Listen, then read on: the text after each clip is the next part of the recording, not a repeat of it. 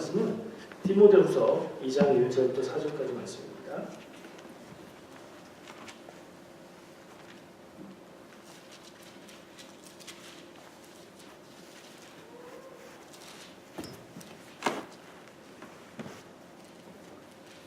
디모데후서 2장 1절부터 4절까지 말씀. 성경을 찾으실 때 약어를 보고 찾잖아요. 앞 글자 첫자 혹은 두 번째 글자의 자음을 받침으로 붙이기도 하는 그렇게 약어가 되어 있는데 자세히 보면 약어에 정확한 규칙이 없어요. 같이 겹칠 수도 있는 것들은 이렇게 저렇게 그냥 되는 대로 바꿔놨어요. 그래서 그냥 외워두시면 좋아요. 디모데후서는 딘후죠. 딘을 찾으시면 두 번째. 디모데후서 2장 1절부터 4절까지 말씀입니다. 저하고 한 절씩 교독할게요. 내 아들아, 그러므로 너는 그리스도 예수 안에 있는 은혜 가운데서 강하고 또 내가 많은 증인 앞에서 내게 들은 바를 충성된 사람들에게 부탁하라. 그들이 또 다른 사람들을 가르칠 수 있으리라. 너는 그리스도 예수의 좋은 병사로 나와 함께 고난을 받으라. 병사로 근무하는 자는 자기 생활에 얽매이는 자가 하나도 없나니 이는 병사로 모집한 자를 기쁘게 하려 함이라. 아멘. 말씀의 제목은 예수 그리스도의 좋은 병사. 제 성경책의 이 소제목도 예수 그리스도의 좋은 병사 이렇게 써 있어요. 그런데 본문에 보면 정확하게 성경 구절에 보면 예수 그리스도의 좋은 병사인가요? 3절에 다른 거로 그리스도 예수의 좋은 병사죠. 사도 바울의 바울 서신에 보면 이거를 눈치챈 분도 있고 안 챈 분도 있으실 거예요. 예수님을 그리스도라고 고백하는 게 교회의 고백이잖아요. 근데 예수 그리스도라는 명칭을 우리는 자연스럽게 써요. 예수님이 그리스도다. 순서도 맞고. 근데 바울은 그리스도 예수라는 표현을 많이 씁니다. 왜 그럴까요? 그리스도이신 예수 그러면 뜻은 다를 게 없죠. 근데 오늘 순서를 다르게 주로 그리스도 예수라는 표현을 써요. 보통 이해하기로는 바울은 예수님의 제자로 예수님의 곁에서 예수님을 지켜본 그런 사도가 아니고 영적으로 예수님을 만난 경험을 가지고 있기 때문에 예수님보다는 그리스도이신 예수님이 그에게 더 강하다고 그래서 그런 표현을 쓰는 것 같다고 이해를 해요. 정확한 이유는 모르죠. 근데 그런 정도로 이해할 수 있을 것 같아요. 그래도 사람마다 나하고 관계 더 있고 친밀한 부분에 따라서 같은 내용이지만 좀 강조점이 달라질 수 있죠. 바울은 그리스도이신 예수님을 강조하고 있는 걸 볼 수 있어요. 오늘도 제가 말씀을 보는 방법으로 늘 하는 기본 접근법으로 한번 들어가 볼게요. 읽은 본문 말씀이 성경의 무슨 책이냐? 이 말씀이 누가 하는 말이냐? 누구에게 하는 말이냐? 이거 한번 따져볼게요. 이 말씀은 무슨 책이에요? 책 제목은 디모데후서죠. 거기에서 알 수 있는 건 디모데라는 말이 들어갔다와 후서죠. 디모데, 그러니까 서신서의 이름이 붙는 경우는 몇 가지가 있는데 하나는 받는 교회 혹은 지역의 이름이 들어가고요. 지금 이런 경우는 받는 사람, 수신자의 이름이 들어간 거예요. 디모데가 받는 편지예요. 그죠? 그래서 디모데서예요. 근데 두 개예요. 그래서 전후로 나눴죠. 디모데후서입니다. 그러면 누가 누구에게 쓴 걸까요? 서신서도 대체로 바울 서신이에요. 바울이 쓰지 않은 서신들도 있긴 합니다. 저자의 이름이 들어가 있는 서신도 있지만 대체로 바울 서신이고 디모데후서 역시 바울 서신이에요. 바울이 디모데에게 쓴 편지예요. 디모데후서. 그 성경에 기록된 두 개 중에 하나라는 얘기죠. 그러면 다른 서신들하고 다른 특징이 뭐예요? 지금 얘기하고 있는 바울이 디모데에게 보낸 편지다. 바울이 필립보 교회에 보낸 편지다. 이렇게 얘기할 때 다른 점이 뭐죠? 보낸 대상이 교회나 단체가 아닌 개인이죠. 개인에게 편지를 쓸 때는 조금 더 구체적이고 좀 다른 데서 일반적으로 일반 교회를 향해서 말씀하는 것과 좀 다른 부분을 볼 수가 있어요. 그리고 디모데는 누구냐? 디모데가 누군지 알아야 될 거예요.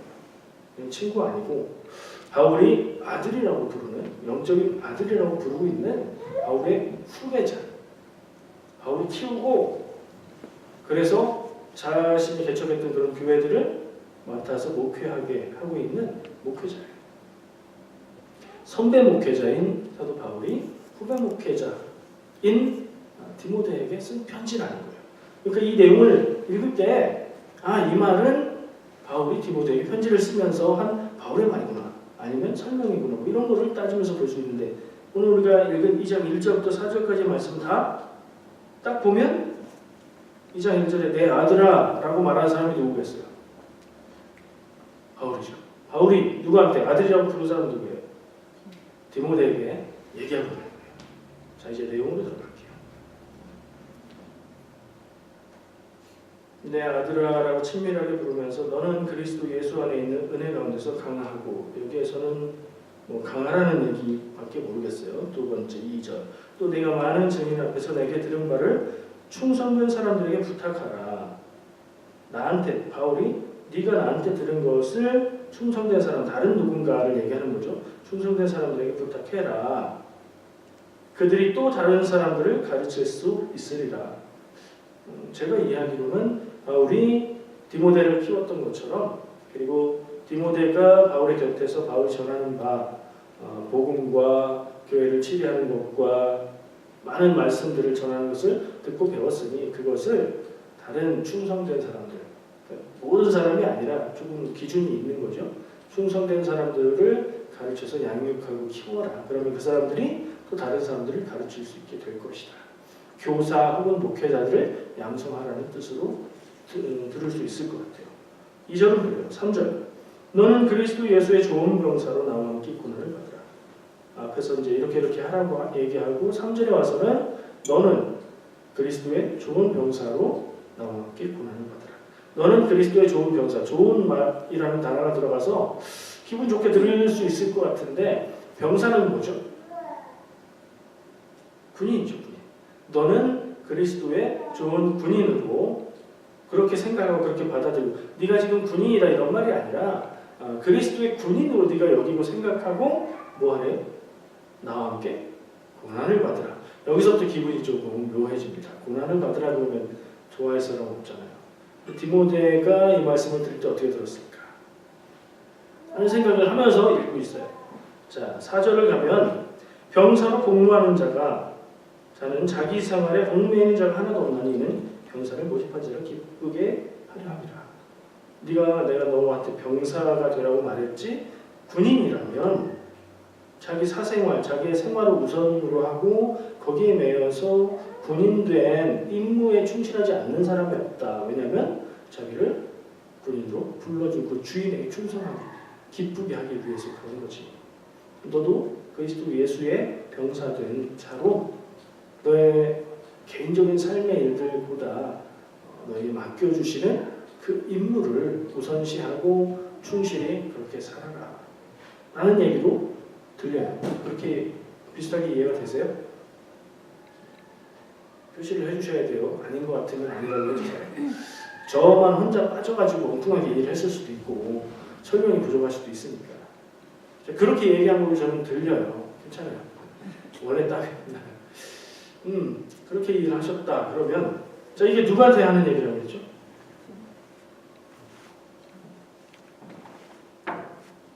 디모데에게 하는 얘기예요. 나한테 하는 얘기예요? 여러분들에게 하는 얘기예요? 일단은 아니죠. 직접적으로 디모데에게 쓴 편지니까. 근데 디모데에게 쓴 편지를 성경에 넣어서 기록해놨다는 건 이런 내용들이 신앙적인 의미가 있다는 얘기예요. 우리에게 중요하다는 얘기예요. 근데 이 부분에 있어서 이걸 직접적으로 어떻게 받아들일까? 왜냐하면 어떤 분이 그런지 모르겠어요. 여기에는 딱 2명 있어요. 한국에서 군인 복무를 했던 사람 딱 2명 있네요.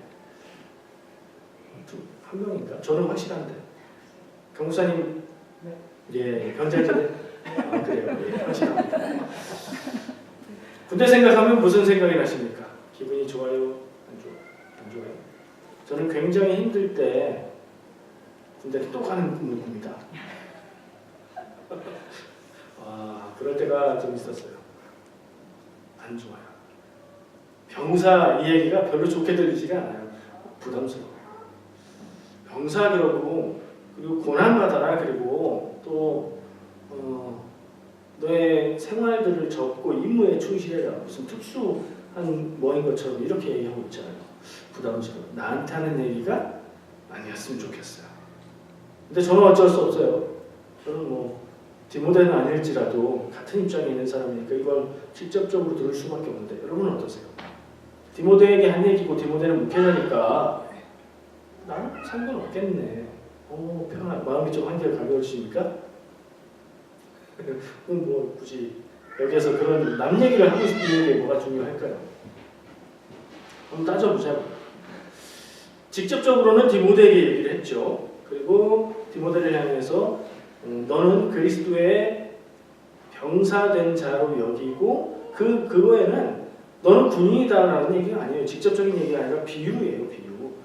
너는 너 자신을 그리스도의 병사된 사람으로 여기고 고난을 함께 받으라. 힘들어도 참고 견뎌라. 왜? 군인은 그렇게 하는 거야. 너의 주인된 주군된 자에게 충성을 다해서 기쁘게 하는 게 군인의 존재의 이유니까. 그런 특별한 역할을 네가 하는 거니까 견디고 강하게 그렇게 해 라고 얘기하는 거죠. 성도들에게 하는 얘기하고 조금 다른 느낌은 분명히 있어요. 그래요. 근데 마음에 걸리는 구절이 있어요. 아까 우리가 함께 나눈 2절. 2절 한번 보세요. 한번 읽어보죠. 또 내가 많은 증인 앞에서 내게 들은 바를 충성된 사람들에게 부탁하라. 그들이 또 다른 사람들을 가르칠 수 있으리라. 요거만 놓고 생각을 해보면 그때 교회의 사정에서도 수가 제한되어 있고 한정되어 있는 예수님의 직계 제자 거기에 마띠아를 추가해서 12명의 사도 바울까지 하면 13명의 사도 그리고 사도를 꼭 그 사람들만 한정하진 않았어요. 사역에 있어서 능력이 있고 인정받고 하는 사람들은 사도로 칭하기도 했어요. 그러나 엄청 많지는 않았겠죠. 근데 해야 될 사역들은 많고 교회의 사람들은 많고 돌아보아야 할 교회들은 많았어요. 그러다 보니까 디모데 같은 사람들이 생겨나는 거죠. 후계자로서 자질이 있고 성령 충만하고 지혜가 있는 사람들 가운데 교회를 맡아서 치리하고 목회할 수 있는 사람, 말씀을 전할 수 있는 사람들을 찾아서 키우는 거예요. 디모데의 존재만 봐도 그런 일들이 있는 걸 알 수 있고 2절 말씀에서 그런 사람들을 키우라고 권면하고 있는 것을 볼 때 그런 상황이 교회가 되었구나 하는 걸 알 수 있어요. 지금은 이게 체계화가 되어서 교회에서 학생부 회장도 하고 기도 열심히 하는 것 같으면 신학대학 가라 이렇게 하고 저는 전혀 그런 타입은 아니었어요. 저는 담임 선생님이 고3 때 담임 선생님이 너 신학대학 가면 어떻게 이렇게 해서 한번 생각해볼까 그랬었는데 그렇게 해서 전문적인 학교에서 공부하고 수양을 갖추고 그렇게 하는 시스템이 갖춰져 있죠. 옛날에도 그 정도는 아니었지만 그런 일들이 있었어요. 그런 일들이 있다는 건 가르치고 복음을 전하고 복음 안에 있는 교훈들, 성경 말씀의 진리들을 가르치고 배우는 게 중요하고 배우는 사람들 가운데에 어떤 사람들은 또 가르치는 역할도 하고 이게 흘러간다는 얘기죠. 교회가 예루살렘에서만 머물렀다면 세계 끝까지, 땅 끝까지 가는 교회가 될 수 없었어요. 교회가 박해에 의해서 흩어졌고 가는 곳마다 교회를 세웠고 가는 곳마다 은혜 있는 자들에게 사명을 주어서 역할을 맡는 사람들을 사명자로 키웠기 때문에 교회가 확장이 된 거죠. 근데 그게 목회자와 평신도로 구분되어서 나눠진다는 건 현대의 개신교회에서는 그렇지 않은 일이에요. 가톨릭, 중세 가톨릭까지는 성직자와 성도는 구분이 됐어요. 성직자는 제사장, 성도는 그냥 보통 사람. 사제들이 해석해서 전해주는 그 얘기를 그대로 듣고 믿으면 되고 하라는 대로 하는 사람들에 나눠져 있었어요. 기도를 해도 사제를 통해서 죄를 고하고 마리아를 통해서 기도하고 그랬었죠. 근데 개신교회가 되면서 그것들 다 벗어버리고 우리 개인이 다 하나님 앞에 기도할 수 있고 개인에게 나타나는 은사와 그런 일들로 인해서 교회가 성장해 가고 이런 일들이 나타나죠. 그러면 그런 면에서 바라볼 때에 이것은 디모데에게 혹은 목회자에게 하는 해당되는 말로 일차적으로 생각할 수 있지만 그렇다고 해서 성도인 여러분들에게 전혀 무관한 얘기는 아니라 선교사는 누가 하죠? 옛날에는 목회자들만 했어요. 요즘엔요. 목회자 선교사도 많지만 목회자 아니신 평신도 전문직을 가지신 전문인 선교사들도 많아요. 그들이 받은 사명이 다를까요? 같아요. 하나님 안에서 가진 것 가지고 할 수 있는 것 가지고 복음 전하는 사역을 하는 거죠. 같은 선교사예요. 성도와 평신도와 목회자 구분 그냥 역할의 부분이에요. 지금 우리 교회에서 무슨 얘기냐? 이 권위의 문제가 아니라 내가 나를 누구로 생각하느냐에 대해서 볼 때 목회자는 더 높은 기준, 더 높은 도덕성, 더 높은 영성, 더 많은 말씀에 대한 지식을 가져야 된다고 기대는 하겠지만 그게 목회자를 향한 것만이 아니라 우리 목사님이 훌륭해진다고 우리 목사님이 영적으로 뛰어나고 말씀이 아주 기가 막히고 그렇다고 해서 여러분들의 수준이 그렇게 되는 건 아니라는 거예요. 같이 가야 된다는 거예요. 차라리 목회자가 수준이 낮아지더라도 성도들의 수준이 올라가면 그게 더 좋은 현상이에요.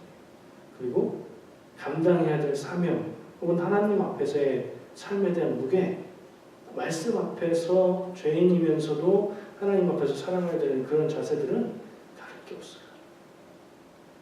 그렇게 보면 이 말을 남 얘기로만 들을 수 없는 거예요. 여러분들에게 우리 디모데에게 말을 하는 척하면서 옆에 있는 사람한테 애들 혼낼 때 그러잖아요. 둘이 있으면 하나만 혼내죠. 근데 너도 들으라는 거야. 이런 입장. 디모데에게 말하는 것 같은데 옆에서 듣고 있는 우리에게도 같은 얘기를 하고 있을 수 있어요. 내가 받아들이면 그렇게 받아들이는 거고 내가 아니 이거는 목회자 얘기. 나는 아니고 나는 바쁘고 할 일도 많고 그만큼 사명도 없고 이렇게 하면은 해당 안 되는 거죠. 내가 받아들이면 받아들이고 아니면 아닌 거예요. 좀 심란해져요. 근데 조금 마음 놓을 수 있는 얘기를 해볼게요. 4절까지 말씀은 이래요. 5절에 뭐가 있어요? 5절 한번 눈어보세요. 무슨 얘기인지. 얘기해 주세요. 저한테. 5절에 무슨 얘기죠? 간단하게 말할 수 있는데 한 절이지만 간단하진 않네요. 운동선수 얘기죠. 지금 1절에서 4절부터 얘기하면서 3절, 4절이 그리스도 예수의 좋은 병사 얘기를 했고 5절에 운동선수 얘기를 해요. 이렇게 바로 얘기하는 건 앞에서 이야기하는 것과 똑같은 틀로 그냥 이어진다는 얘기예요. 디모데 너를 얘기하면서 너는 운동선수와 같아. 네가 운동선수를 보고 알잖아. 운동선수가 운동경기의 규칙을 따르지 않으면 면류관을 못 받지. 하면서 너 운동선수처럼 생각하고 그것을 따라서 해야 돼. 하는 얘기를 하고 있는 거고. 6절은 농구 얘기를 하죠. 또 아무런 얘기도 없이 수고하는 농구가 이렇게 얘기하는 건 계속해서 똑같은 얘기예요. 너 농구라고 생각해봐. 수고하는 농구가 복식을 먼저 받는 것. 그게 마땅한 거 아니야? 그러니까 열심히 수고하라는 얘기죠. 디모데에게 말할 때 너는 다른 역할이 아니라 그리스도 예수의 병사, 군인이야 뭐 다른 거 아니야. 군인이야. 꼭 군인이어야 돼. 군인 같아야 돼. 가볍게 생각하지만 군인이라니까 이렇게 얘기하는 게 아니에요. 병사처럼 군인처럼 주님 앞에 충성해야 되고 운동선수처럼 규칙을 따라야 되고 열심히 일하는 수고하는 농부처럼 그렇게 수고해서 일하고 그렇게 여러 가지로 얘기해줘요. 저는 1절부터 4절까지만 읽고 이렇게 생각하다가 답답하더라고요. 무겁고 막 다 자기 개인의 삶을 다 버리고 사명을 따라서 불타는 사명감으로 가족을 다 버리고 막 나가야 되는 그런 얘기인가 하다가 그게 아니다.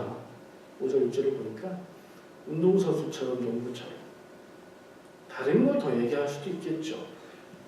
이게 군인이 되라, 운동선수가 되라, 농사를 지어라 라는 말이 아니죠. 비유죠, 비유. 그들이 이렇게 하는 그 면만을 얘기하는 거예요. 군사처럼 충성하라. 운동선수처럼 규칙을 잘 지키고 열심히 운동을 해라. 농부, 열심히 일하는 농부처럼 그렇게 성실히 일해라.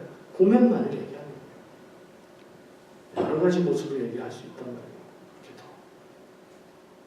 무슨 생각이냐면 하나님 안에서 예수 그리스도의 종, 예수 그리스도의 종은 그럼 누구예요? 하나님의 종은 그럼 누구예요? 목회자를 얘기하죠. 보통 일반적으로 목회자를 얘기해요. 저만 종인가요? 라고 그러면 그럼 나도 종인가요? 이렇게 생각할 수 있다는 얘기예요. 하나님의 종이라는 그 정체성이 하나님의 예수님의 말씀을 따르고 순종하는 데 있어서 목회자만 그런 거냐? 아니죠. 종이어야 되죠. 또 다른 건 뭐가 있을까요? 좀 편하고 싶어요. 하나님의 자녀. 이거는 마음이 편하죠. 하나님의 자녀는 좋잖아요. 하나님이 뭐든지 다 해주실 것 같고 사랑으로 따뜻하게 품어주실 것 같고 어렵고 힘들 때는 위로해 주시고 능력 주시고 이런 하나님의 자녀 괜찮죠. 하나님의 자녀이고 싶은 사람들 또 다른 여러 가지 얘기를 할 수 있어요. 여러분은 스스로 나는 하나님과 예수님과의 관계에 있어서 어떤 관계, 뭐라고 생각하세요? 정체성 얘기죠. 정체성을 얘기하면 크게는 하나님의 백성, 예수 그리스도를 믿는 믿음의 사람, 그리고 아닌 사람, 요걸로 정체성을 나눌 수 있어요. 근데 이 안에서 나는 주님의 병사된 사람, 나는 주님의 일을 하는 데 있어서 운동선수 같은 사람, 나는 주님의 일을 위해서 농사짓는 농부 같은 사람, 주님의 종, 하나님의 백성, 하나님의 자녀, 예수님의 친구, 이런 많은 것들 중에서 뭐가 제일 좋으세요? 그런 거 한번 생각해 볼 필요가 있어요. 내가 좋아하는 건 어떤 것들이고 내가 좀 부담스럽고 안 했으면 좋겠는 건 무엇일까?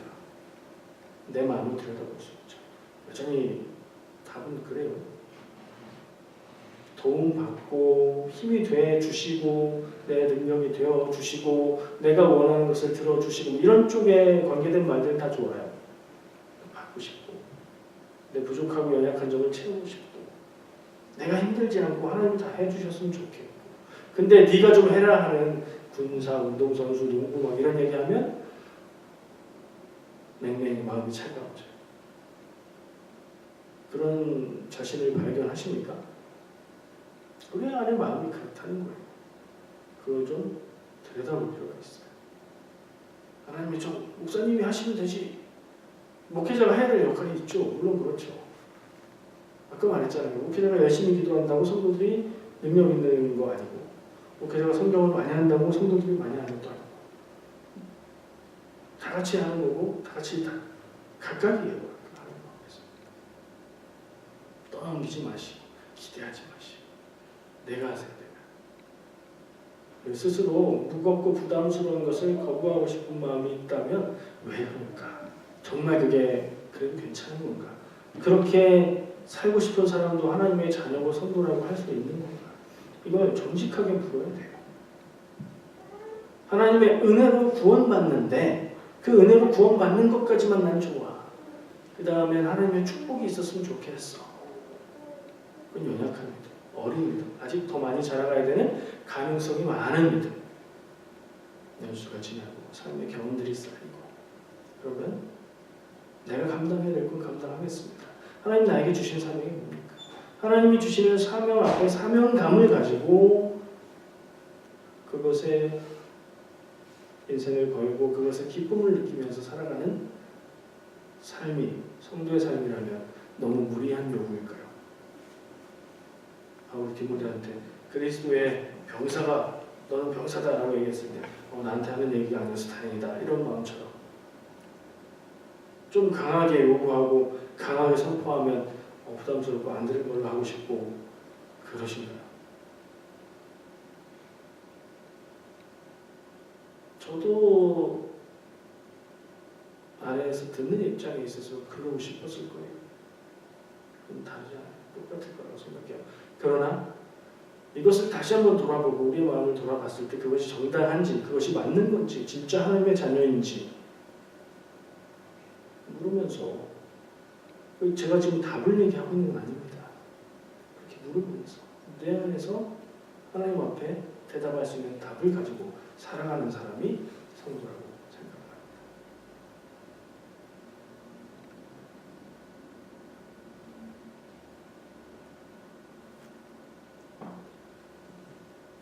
규정하고 싶지는 않아요. 우리 교회 성도는 이래야 됩니다.